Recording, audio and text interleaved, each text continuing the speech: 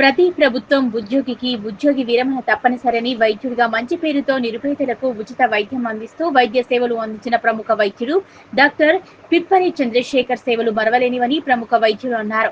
Doctor దేవుడితో సమానమన్నారు. వైద్యం నారాయణ హరిగా పిలుస్తుంటాం. ప్రముఖ వైద్యుడు డాక్టర్ పిప్పరి చంద్రశేఖర్ ఉద్యోగ విరమణ సందర్భంగా మిత్ర బృందం ఉద్యోగులు కలిసి డాక్టర్ పిప్పరి చంద్రశేఖర్ కు ఘనంగా సన్మానం చేశారు. మెరిట్ టౌన్ లోని వెంకటేశ్వర గార్డెన్ లో ఉద్యోగ విరమణ కార్యక్రమం నిర్వహించారు.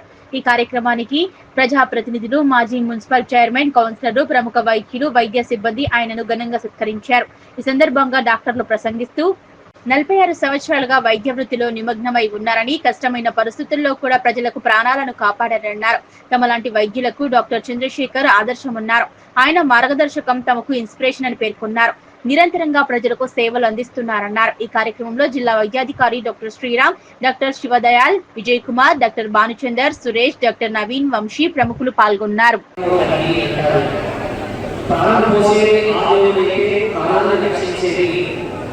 ఈ భూలోకంలో ఉన్నటువంటి వైద్యుడు కాబట్టి అందుకే వారిని నారాయణుడు అని అంటారు.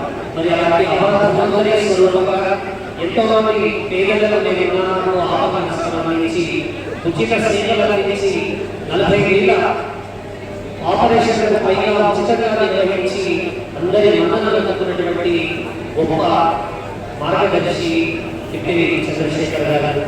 అలాగే గురు భక్తి, దైవ భక్తి, బ్రాహ్మణ భక్తి, బంధువుల యొక్క ప్రేమ ఇవన్నీ కూడా చూడబడి వారి ఇష్టదైవం, కులదైవం వాసవి కన్యకాపరమేశ్వరి సంపూర్ణ ఆశీర్వాదాలు ఉండాలని చెప్పి ఈ సందర్భంగా వేరేటప్పుడు అందరూ కూడా చక్కగా వారిని ఆశీర్వదిస్తూ ఉన్నారు.